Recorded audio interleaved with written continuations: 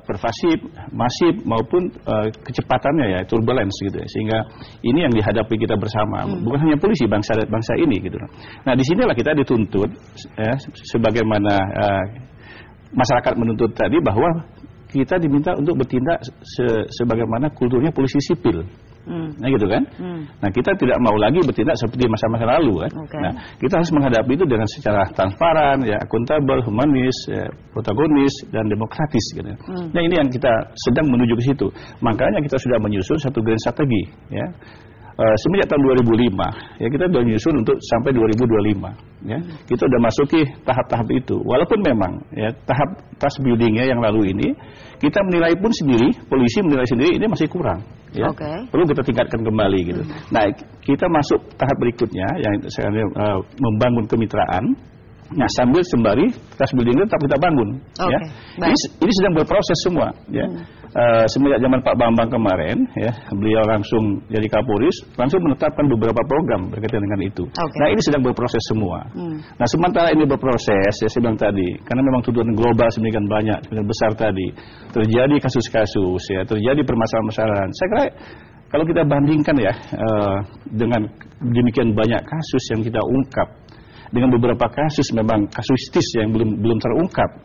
Ini sebenarnya yang kalau kita lihat jumlah itu dibandingkan antara prestasi dan misalnya yang kita masih banyak prestasi gitu. Masih banyak prestasi. Iya, jangan dibilang kita tadi hilang begitu sekarang baru dimunculkan kembali. Enggak. Gitu. Pak Fahri melihatnya seperti apa? Itu cara memandang secara internal. Itu secara internal. Ya, dan itu sering benar sepihak sebagai internal. Tapi publik punya cara memandang yang lain. Dan publik tentu tidak mungkin secara komprehensif menghafal tahapan-tahapan reformasi dan sebagainya. Itu tidak mungkin. Yang publik tahu adalah apa yang mereka rasakan ketika mereka berhadapan dengan polisi.